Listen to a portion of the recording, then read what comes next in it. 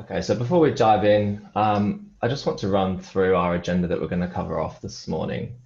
My name's James, obviously, as you know. I sit in the talent and learning solutions at LinkedIn. I've been at LinkedIn for about 2.5 years now, and recently have moved into the customer success organization supporting the enterprise level teams, and that was in December last year. So today we're going to cover off a bit on the LinkedIn ecosystem.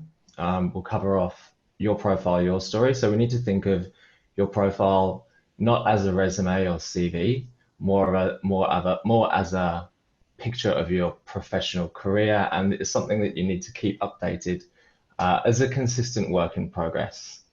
And then beyond the profile, so giving you some hints and tips on how to post, best practices around posting, and what a long form post is and how to kind of get the most traction of that on the platform. And then as Rami mentioned earlier on, we will have some time to cover off any Q&A. There is questions that you can ask throughout the presentation, but we'll aim to answer these at the end. So before we dive straight in, just wanted to kind of touch on what LinkedIn is, a bit around our membership stats, and just so you get to know LinkedIn a little bit better. Obviously, you think of it as a membership platform, a professional networking platform. We don't obviously have this tool to us that where we can log in and everything is available to you. So this is like a community of people that help us be successful. So we want to talk about real members, about how they use their profile and how we can actually leverage other people's profiles and kind of gain traction in that community. So our vision at LinkedIn is to create economic opportunity for every member of the global workforce. Our vision is followed by a mission, and we define our vision as our true north. It's our dream as a company. It's what drives us every day at LinkedIn. So LinkedIn has got some really powerful data tools and insights that can help everybody connect to opportunity. This starts with our professional community that I mentioned earlier. We've had a huge uptake in profiles over the last probably 3 months due to COVID-19. We're now sitting around about 690 million members globally, and that has jumped significantly. Prior to COVID, we had, I think, about 600. So we've had a huge uptake over the last 3 months. We've also got around 50 million companies now on the platform, which is a huge increase. Not long ago, I think at the beginning of the year, it was around about 30 million. Currently, we've got 20 million jobs. This stat was actually pre-COVID-19. I think it's will be a little bit less than that now, obviously, due to the current circumstances that we're in. We also have 155 job apps per second, which is huge when you think about the number of people on the platform applying for jobs at any one point. And then finally, we've got 4 million people, 4 million hires. And that equates to around, we've got 50,000 skills featured on the platform as well. Just to give you an idea, in Asia Pacific alone, the most recent stat we have is 185 million members. So whether or not you're based in Asia Pacific or in North America, there's a huge reach available on the platform.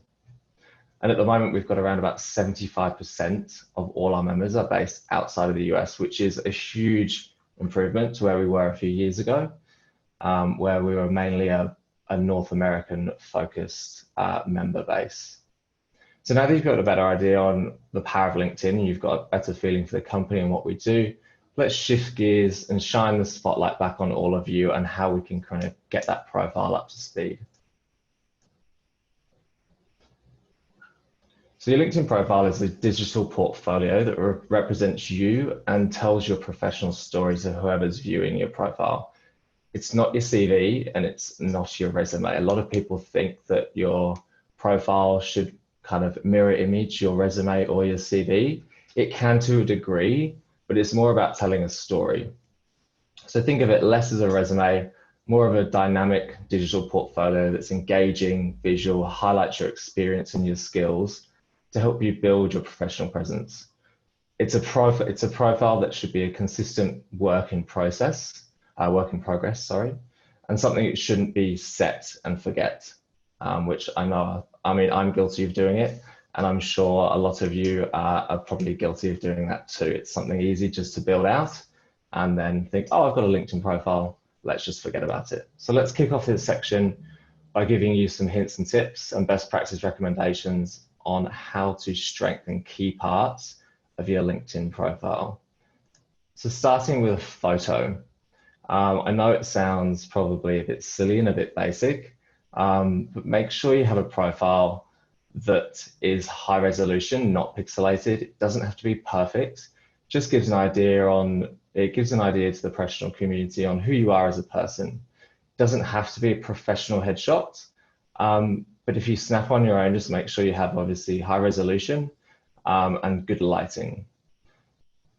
After adding the photo, obviously the next important thing to update is your industry. So adding your industry is really important. Often it's how others will find you and add you to their professional network. In addition to adding your industry, it will give you up to 9 times more profile views, probably a little bit less at the moment because of COVID-19. And obviously it's a simple click at the pencil at the top of your profile, which will enable you to edit and scroll down and edit your industry.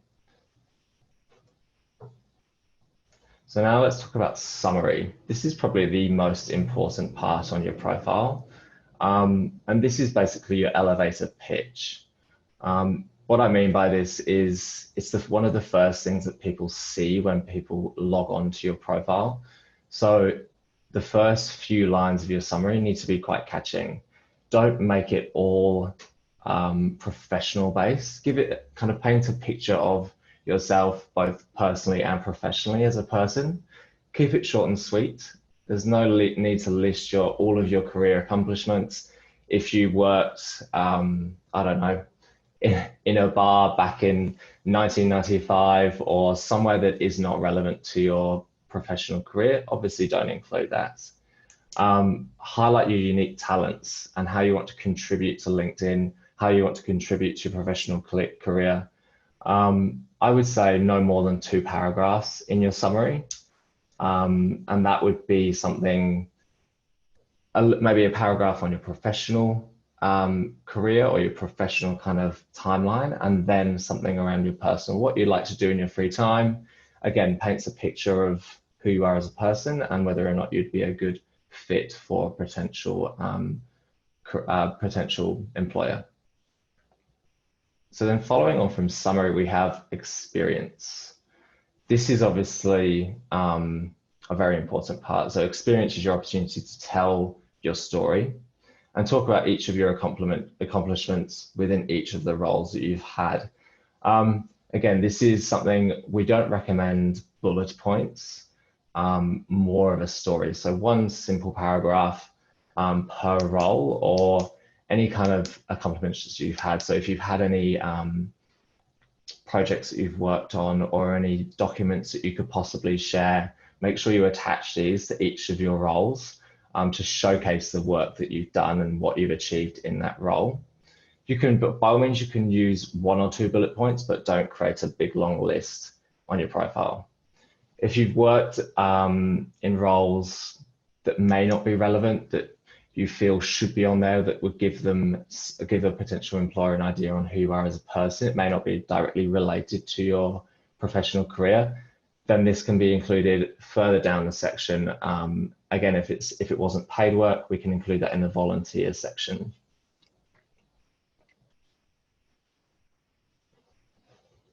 One thing, a good thing to highlight as well within the roles section and this part, obviously detailing your experience, is to talk about what you did and what you achieved in that role, the change that you had, any kind of impact and results you delivered. Again, try not to make it like your CV or resume, try to make it more of a story on what you did and what you achieved in that role. So let's dive into rich media. So this is basically a LinkedIn fancy term that we use at LinkedIn.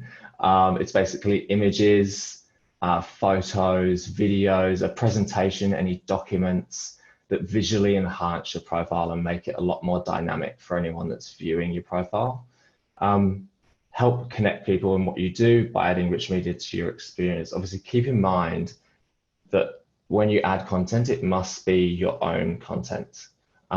If you're adding a piece of work or something that is owned by a company, obviously you'll need to check that with your company or a previous employer before you add that, because they are brand assets. And then last but not least, let's talk about the volunteer and causes section on your profile. So as I mentioned earlier, this is a volunteer section. So if you've done anything outside of work, or actually it doesn't have to be anything outside of work. It can be employee resource groups or teams that you're members of within the workplace or outside of the workplace that you're part of. So here at LinkedIn, I'm part of the Out and In committee. I lead it for the Australia and New Zealand teams. And that is something I do kind of on a side gig apart from my role. And we meet probably once a month, and I include that on my profile. I think it's on my profile. I say that it should be on my profile. So as I said, adding volunteer experience is a great way to round out your professional identity and make your profile unique and tell your story. Make sure you add a volunteer experience and give a quick 1 to 2 sentence description of what you did for that specific role or organization for your volunteer work.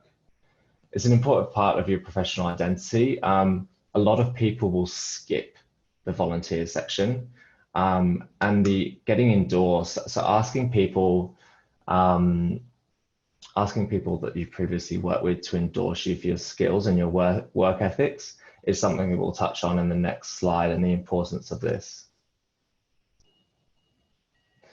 So finally, when you add skills and endorsements to your profile, this basically will allow any potential employer to see what your work ethic is like. And it's, from a potential employer perspective, it's a lot more professional to have that on your profile. If you're looking at a candidate for a potential role, if someone is vouching for you and has endorsed you on your profile, it means a lot. It's the same whether if you're looking at jobs on the platform and you'd like to say come and work for LinkedIn.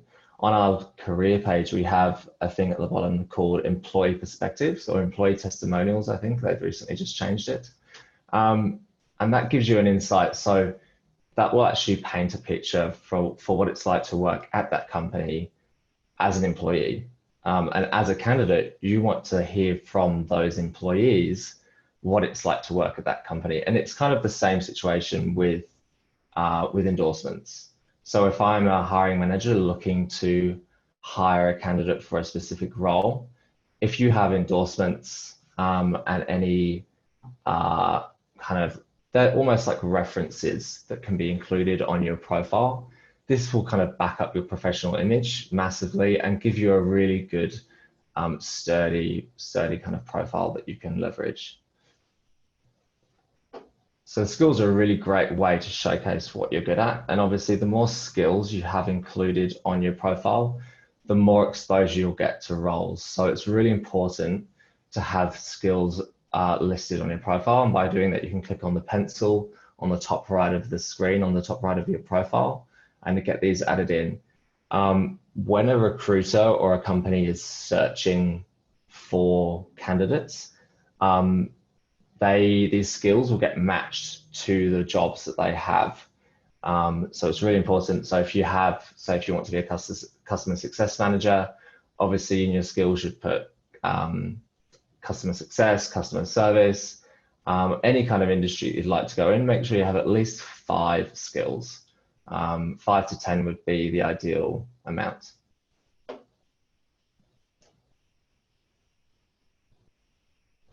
So obviously we touched on this earlier, recommendations, really great way to validate your skills and your work ethics. It's more like a reference really.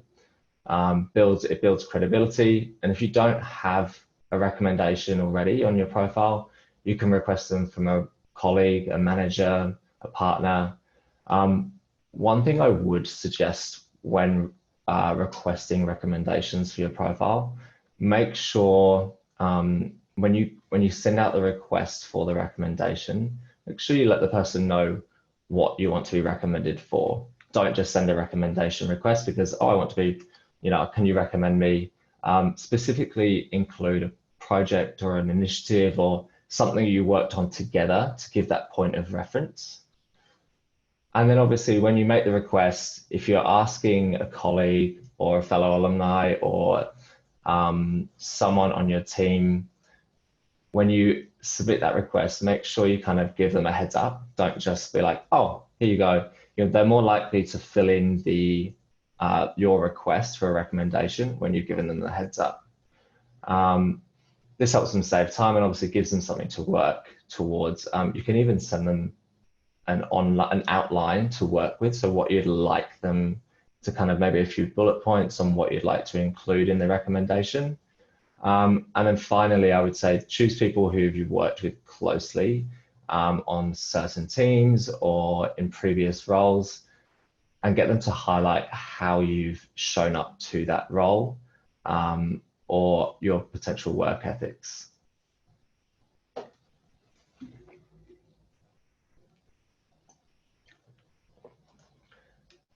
So finally, these are probably the most important things when building out your profile. Obviously, your location, education, publications, and accomplishments are all key things on your profile. So make sure you update your location. If you are currently based in Sydney, Melbourne, Brisbane, and you decide to move to another city, make sure you update that because your feed and what you see on your LinkedIn profile will change dramatically, and what is pushed to your feed will change dramatically based on your location. Education obviously important to add. That would be one of the key things to add to your profile, any key accomplishments and education that you've had. And any publication, something we'll touch on later on in this presentation. So publications or long form posts that you may have written previously, make sure you have these on your profile. And then obviously an industry, if you've got any awards or accomplishments, doesn't necessarily have to be career focused. It can be anything, it can be personal awards, something you're really proud of. If you're, so if you're a skiing instructor or a sailing instructor, I'm a level 1 skiing instructor. I've just realized that's not on my profile, which I will be adding to my profile after this call.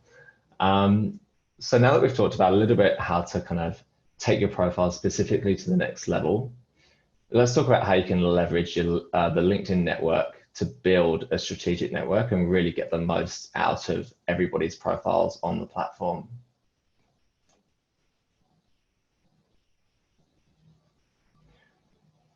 So LinkedIn is a place where you can share your insights, expertise, and opinions with your professional community. So building thought leadership, your voice on LinkedIn. So there are two great ways to share your professional perspective or your voice on LinkedIn. And these are through updates and through publishing. So helping you grow and engage your network, the first way to share your perspective is through an update. I would hope most of you on the call will be aware of how to post an update or how to share a news article. The second is your opportunity to explore a topic in more detail through publishing, which is like a long form post. So what's the difference? Sharing updates is a way for you to quickly share your knowledge, your perspective, or any thoughts you might have on a subject, and any insight on something that you care about on the platform. Whether that be just sharing a news article, sharing somebody else's post. But if you are doing that, make sure you're adding your own title or your own quote to that share. Don't just share something without putting your own perspective on the post. When you're sharing any posts or publications, the more people that you add, the more people that you tag, obviously your post will have a further reach than if you just post it just by yourself. Just make sure when you're adding people or you're tagging people is the correct terminology, that you're tagging people that are aligned with your thoughts and your perspective on that subject. And obviously you want to tag people that have built out profiles. You don't want to tag someone that is that doesn't have a profile, because that will make your post seem not professional and it possibly irrelevant. If someone is looking at the people that you've tagged, make sure they have built out profiles. Publishing, again, publishing is a way for you to explore a topic a little bit more in depth. Something we'll touch on later. So first of all, let's run through updates. So sharing updates, hopefully you know how to do this. There are a couple of things that can really help you stand out. Obviously the tagging and the hashtagging, which we'll touch on in a sec. So let's talk through what some of these things are. So sharing your authentic voice, I would say would be one of the most important things. So instead of just posting articles or sharing things that you would normally share on Facebook or Instagram, make sure that they're relevant to what you want your personal and your professional brand to be.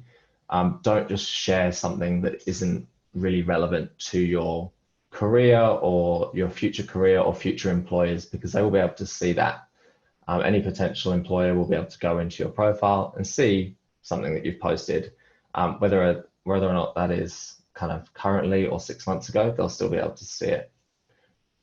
Posting frequently. So by sharing frequently, you create more opportunities for you and the network that you're connected with to see that you're engaged on the platform, and you're posting regularly. It's on topics that you might care about, or that are relevant to your professional career. One thing I would say, in order to keep the posting frequently, you're probably going to ask the frequency on posting and the best time to post. What I sometimes do, I haven't at the moment, but is add a calendar invitation to your calendar, just as a reminder to post something once a week. So maybe that be on a Monday or a Tuesday morning. You have something that comes up in your Outlook calendar, and that will give you a reminder on to post something. Just make sure it's obviously aligned with what your professional image is.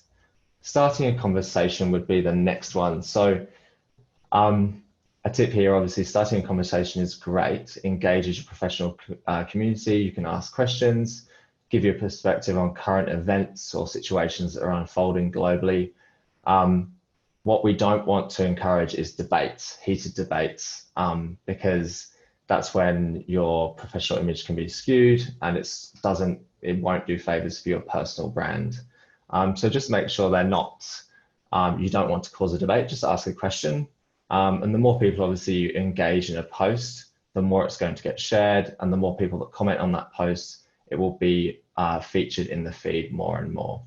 Obviously, when posting, as I touched on earlier, rich media, a fancy word for photos, images, videos, that will obviously help get more comments and likes in the feed. And then finally, one thing that I think is obviously at the bottom of this list, but one of the most important, is reciprocity. So when posting a status update, think of things that you can share that will benefit not only your personal brand, but also your professional community. So what I mean by that is something obviously that you feel passionate about that you're going to post, but make sure it resonates with the people on the platform and it's just something that they're not going to want to read about. This also goes the other way. So if use a status update to pose a question and get insights from other people, that will help bring your post up on the feed and make sure that it gets seen by more and more people. So now that we've talked about through some of the best practices around sharing updates, let's dive into publishing and long form articles, how you can leverage LinkedIn to share your voice and unique perspective. So I would say long form articles are something that come further down the track in your career. It can be something, something you just feel passionate about, I would say. Publishing content is a really great way to explore topics that matter to you and share your expertise and insights with your professional community. Remember, when you publish content on LinkedIn, it becomes part of your profile. So people are going to see it, people can save that link. It gets shared with your network, so it will reach the entire LinkedIn network. So just be very careful on any long form posts. Make sure you're proofreading what you're going to post time and time again. Maybe even get someone else to proofread that before you post it. Once you publish content, people can follow you to stay on top of what you say and post on LinkedIn. It's a great way to establish thought leadership within a community of professionals that matter to you. And specifically, if you're posting about a certain topic, tagging those people, tagging people that are in that industry or thought leaders is a great way to gain more traction in the community. So how does publishing work? It works, and best practices for publishing content. When you do this, make sure you create a headline that is really eye-catching. Not a headline that is 2 or 3 sentences. It needs to be kind of 1 sentence, short and sweet. And maybe put it in the hands of, so if someone was to post you a long form article, ask yourself, would you click on it in a busy day? So it really needs to be kind of eye-catching and will kind of make people click on it. Include a photo. So always include a cover photo on your long form posts. This will help obviously break up your content, and obviously the more images and more rich media that's included in your post is more eye-catching, and people will be more intrigued to click on it and find out more. Be authentic. So make sure you show up as your authentic self. Don't be posting on a subject that you're not familiar with or that you don't feel passionate about. Don't just post a long form article because it's the kind of the done thing to do, or you feel like everybody else is doing it. It has to be something you feel passionate about, or a topic that you really want to explore more on. People want to hear your views and your insights and your perspective, really. So think about your audience. Make sure when you're posting a long form article, what your audience are going to benefit from reading that article. Tailor your content to give back to your professional community. Make sure it's something that resonates with them. And obviously the people that you're tagging are maybe thought leaders in that topic, or they would, it's something that they would resonate with. Make sure, finally, obviously your article length. So we say best practice would be 1,000 words. That can be quite a lengthy article. Normally we would say 1,000 is kind of the guideline. I would say shorter the better, because people tend to use long form posts or read long form posts, or they'll save them and read them on the train or the bus when they're heading to work. So again, if it's something you feel really passionate on and you'd like to cover off, maybe break that post down into 2 long form articles. Maybe do part 1, and then 2 weeks later do part 2, rather than creating one big post, because you'll lose a lot of people that will sign in and read. If it's not super eye-catching and super engaging, you will lose those people. So obviously the best part about publishing content is you have the ability to track metrics and analytics on your published content, which is great.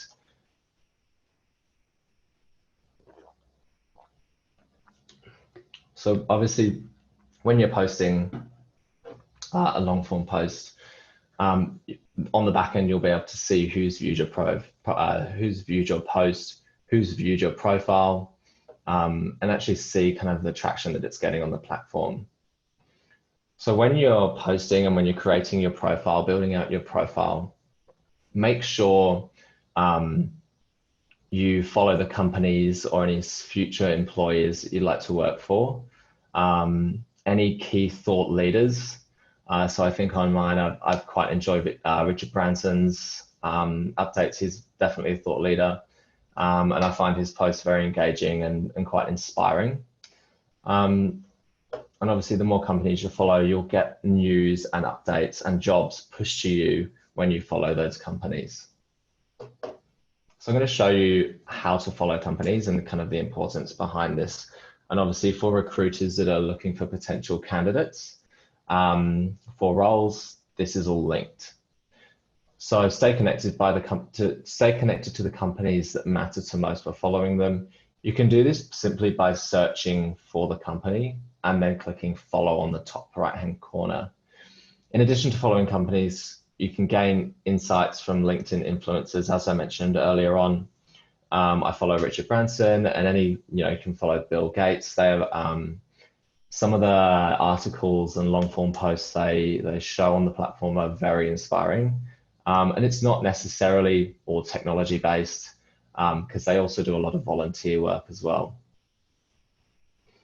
So following industry influencers to stay on top of key trends, topics, and insights from the people that you respect and admire. Obviously, don't go following anyone that doesn't resonate with you or that you don't find inspiring. When you follow an influencer, you can see their activity across the feed. And this will be one of the first things that pops into the feed at the very top of your page. So in addition to gaining industry insights, staying informed on what matters to you as a professional, you can leverage LinkedIn to find out what you care about. So obviously, if you follow news, contents, and posts, we give you full control over what can be included in your feed. Manage your feed preferences by clicking on 3 dots at the top of the screen, and these can be anything you don't feel is relevant to you. You can actually hide this pretty easily. If there is any inappropriate content that is popping up in your feed that you may find offensive or is not resonating with you, can actually report it as inappropriate. And that will go to our security teams, and we'll make sure we pull it out of the feed. Obviously, with everything that's going on globally right now, it's more important than ever that content is reported, because our members come first, and we want to make sure that we don't have any offensive comments or any articles on the platform that don't reflect us as the company that we want to be shown as.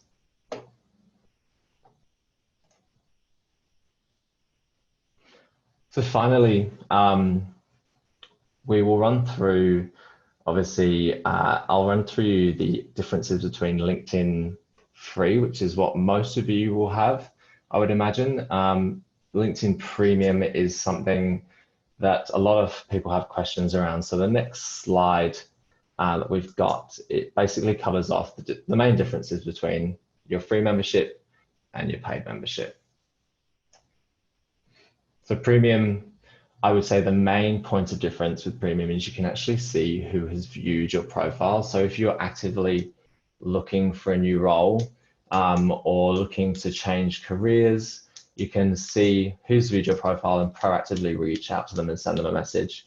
You'll also have monthly email allowances. The exact number I'm not sure on. It varies there's different levels of premium subscription that you can have. Again, emails are a great way to keep connected and message those potential recruiters.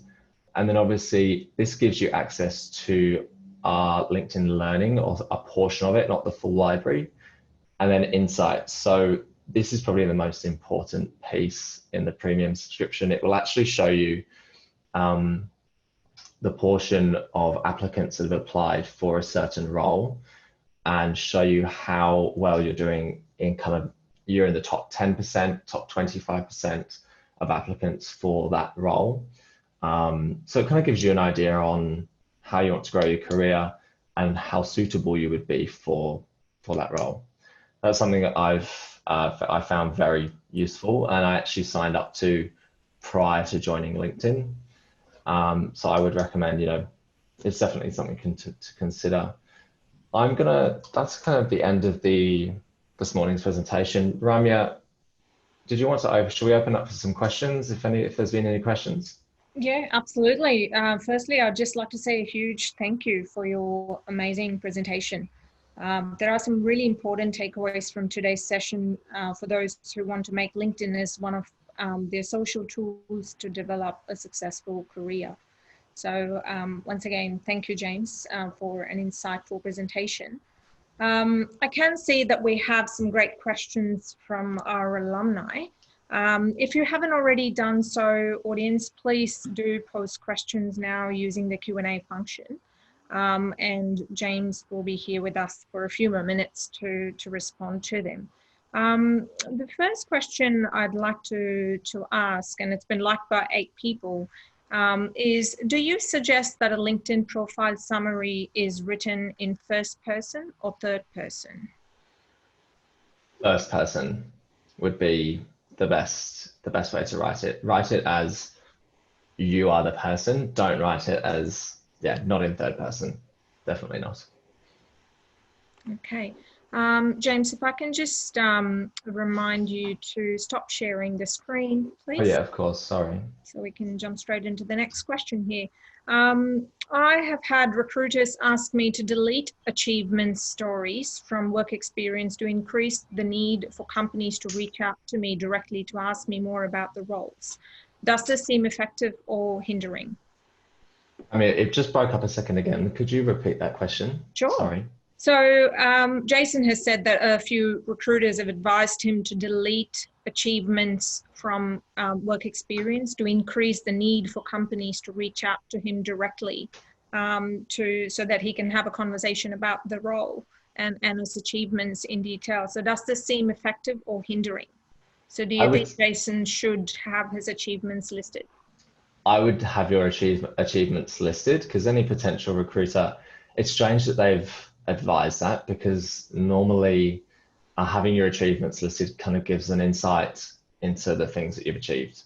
And if a recruiter wants to speak to you, they'll send you an email and set up that time to speak and uncover anything else, any other questions that they might have. I would definitely not delete them. I would keep them on there. I mean, if you've got a huge list of achievements, maybe narrow it down and have your top 5, or top 5 that are maybe relevant to the career or the role that you're going for. Mm-hmm. Agree. So we've got another question about a recruiter's advice again. So a recruiter advised that they did not select a candidate whose submitted resume was different from his LinkedIn profile. What do you think? If there were discrepancies between their profile and their resume, the recruiters don't seem to be favoring those profiles. What are your thoughts on that? It's interesting. So this is a question that often comes up. It depends. I hate to say it, but it depends what kind of industry you're going into.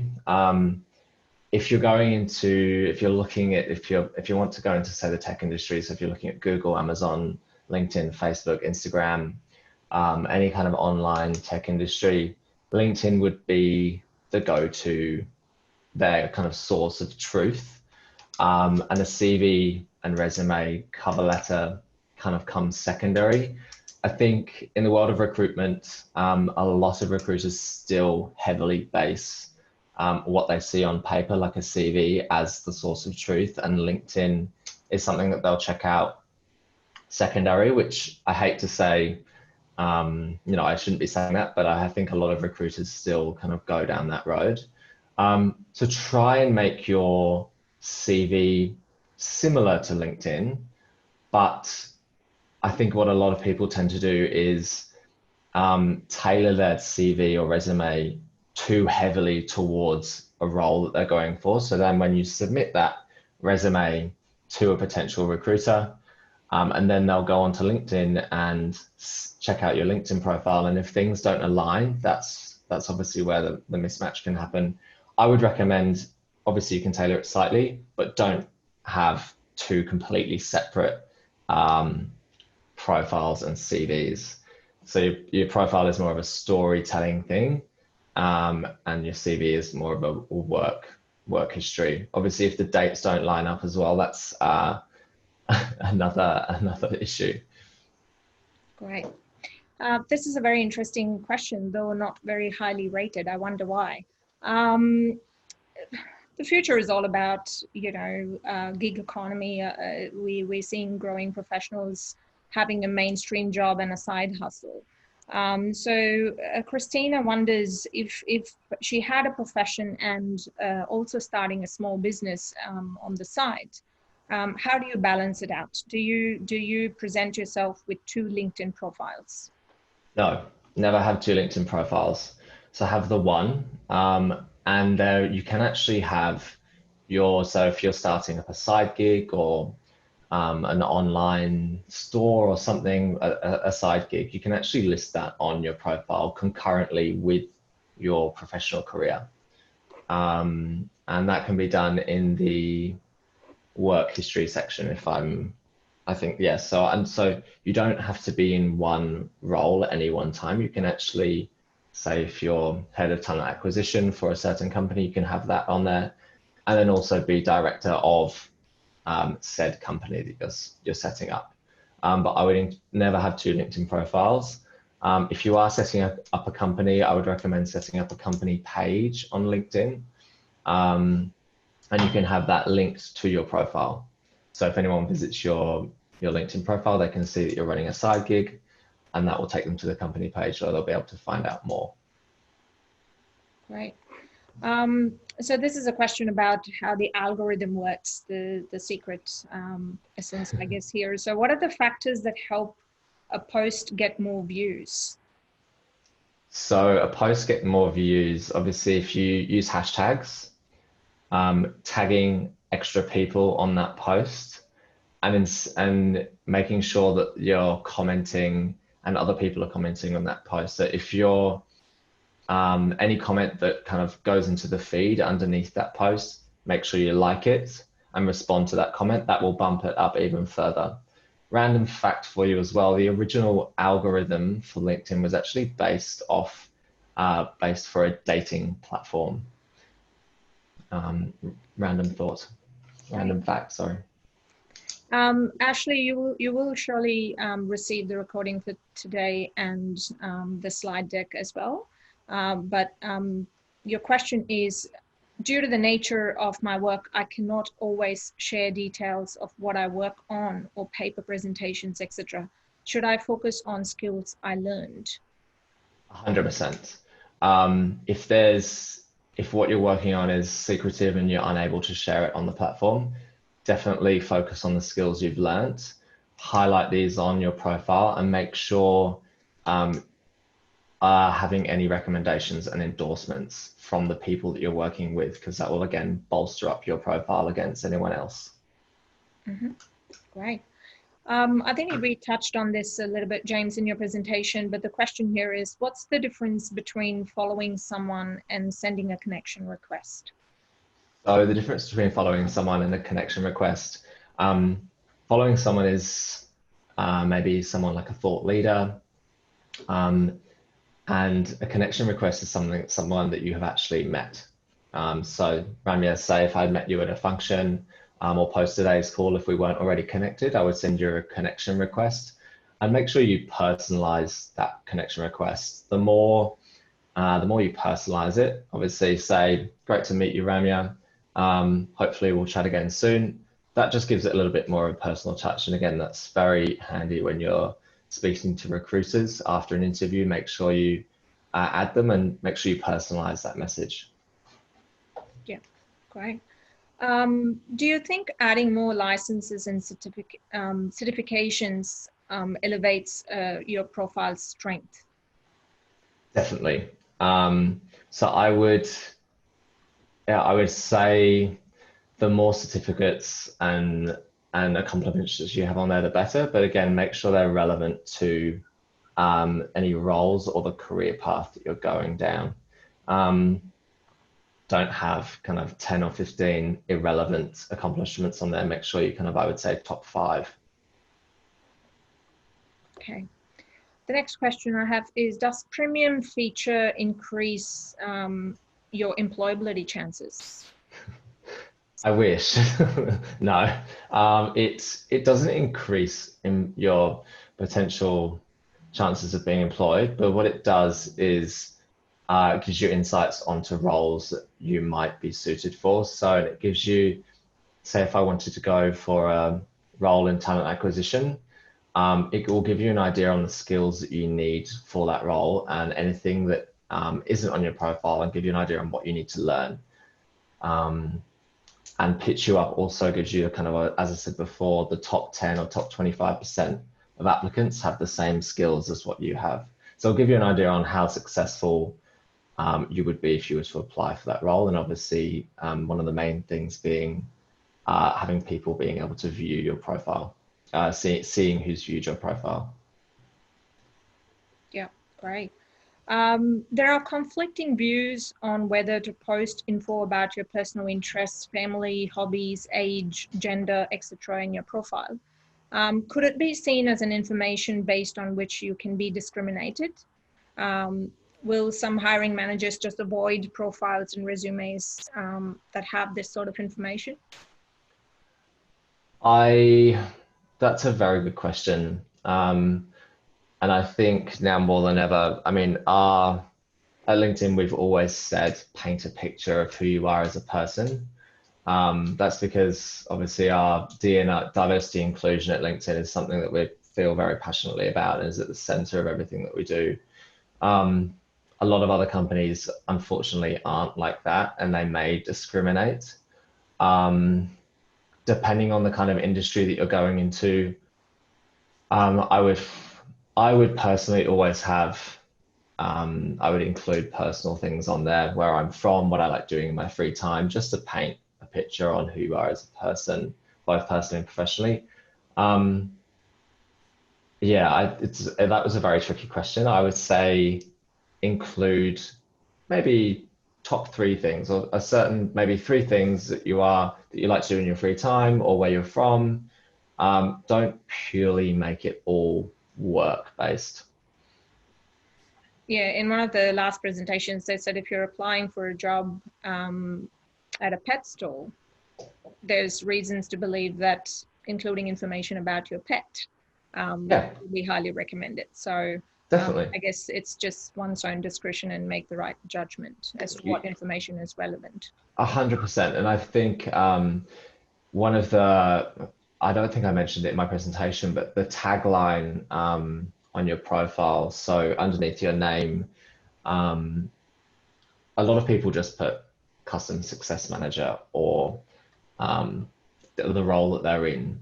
That tagline is obviously something that people see first off, and I would recommend making it kind of a bit eye-catching. I know some people even put they'll put their job role in there, or they'll put they love coffee, or they're a foodie, just so it gives any employer kind of, oh, okay, so you like eating out, you like wining and dining. Does not have to be totally work, professionally focused.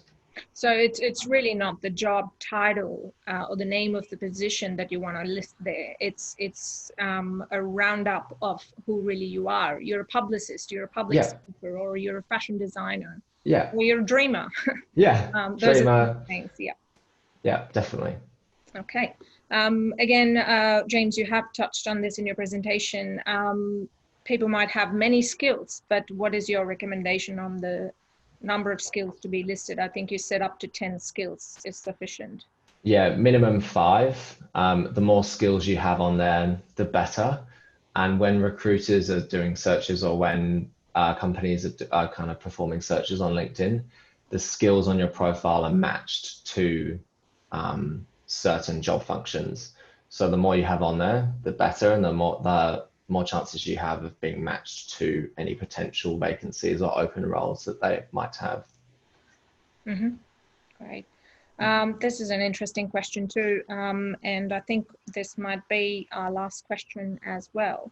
I receive a lot of invitations from people I don't know to join their network. I will accept if they are in the space that in the same industry that they are interested, or the expertise is in the same field. Yep. Is that a good approach? Should I just accept invitations from everyone that invites me? Definitely don't accept invitations from everybody. We say quality over quantity. So you might have a huge network of 2,000 people, but maybe only 50% of that is actually relevant to your industry and are thought leaders in the topic that you want to be known on. So I would say, if you have met them, this kind of relates back to one of the previous questions. If you've met them in a meeting or at an event, or they're a colleague, definitely add them, send them a connection request or accept their connection request. If it's someone that you have never met, if they're based on the other side of the world, and you don't have any connections in common, I would say maybe not accept their connection request. If they're based in the same city or in the same industry and you find them inspiring, if they're a senior leader that you want to be kind of across their posting, make sure you follow them. You don't necessarily have to be connected to them, just follow their profile. So then you'll get notified when any kind of activity happens. Great. Given that there was about 40 or a little more than 40% of our alumni in the poll responses indicated that they look for jobs on LinkedIn. So there is one last question I'd like to ask you, James, that is very relevant. We're getting more questions from alumni, but I think we've got time for just one more, if that's okay. Yeah, sure. So the question is that I've noticed many organizations post a job opening on LinkedIn after they've actually decided the candidate for the job to meet the equity measures or, equal employment opportunity guidelines. So is there any way that we can validate that the position is actually open before applying? As a candidate, unfortunately, there isn't. One thing I would say is,